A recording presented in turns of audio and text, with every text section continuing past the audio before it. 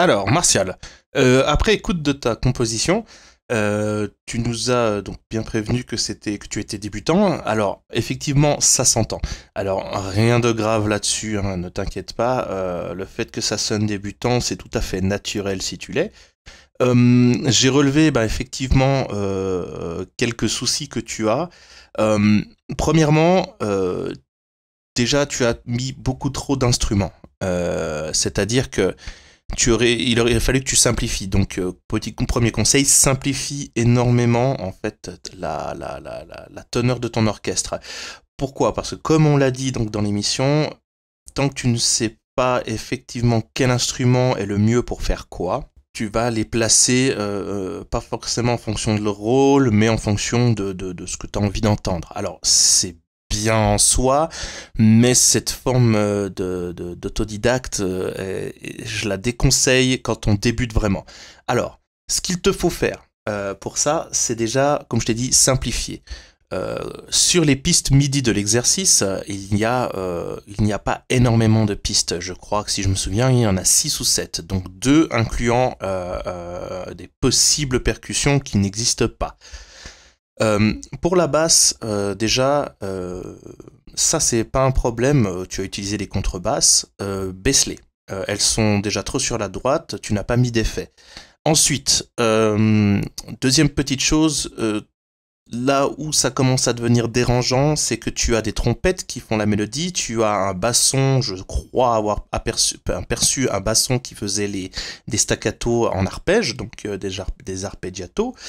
Euh, c'est bien, mais à ce moment-là, si tu veux qu'on entende déjà ça au travers des corps qui font l'arrière de la mélodie et tous les bois que tu as mis, baisse la puissance de tes instruments.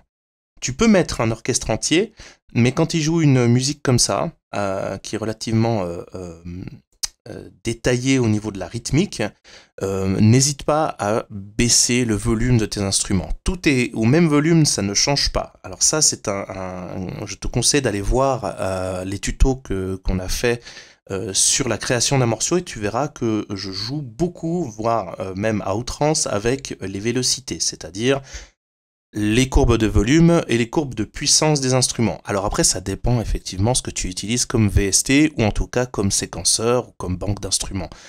Ça s'entend qu'effectivement tu as peut-être pas forcément les derniers en date. Mais bon, passons. Le début est pas mal avec les bois, avec les flûtes, clarinettes, etc. Par contre, n'hésite pas encore une fois à ne pas trop en faire.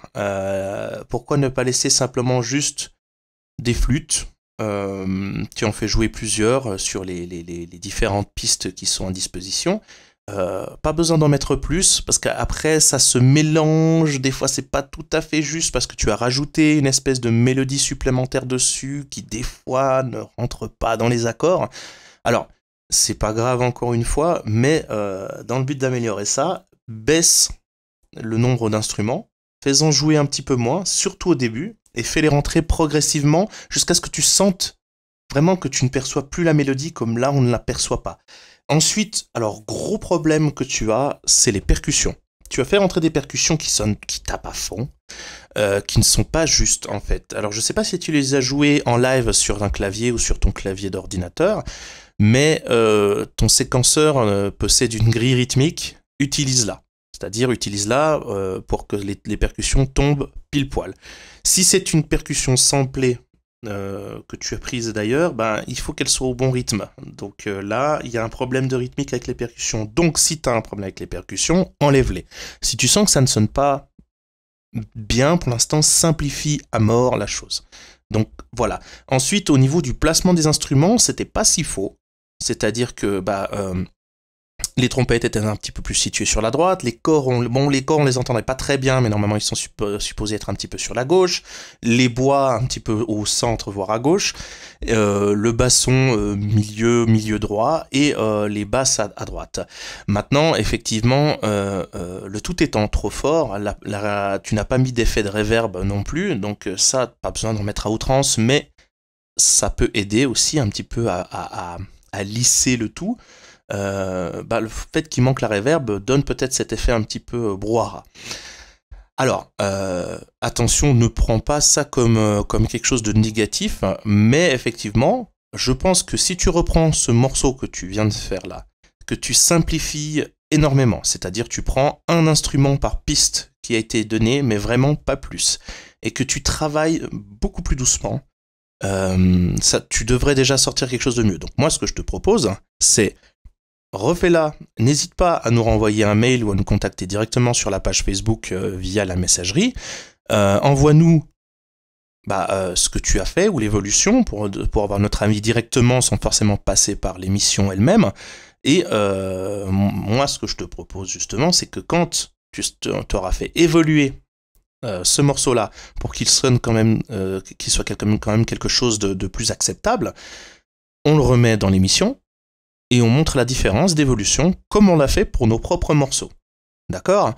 Alors voilà, moi je te dis en tout cas merci de nous avoir envoyé ça. Sachant que tu le sais toi-même que tu es débutant, il faut avoir les balls pour envoyer quelque chose dont on sait forcément que le niveau n'est pas énorme.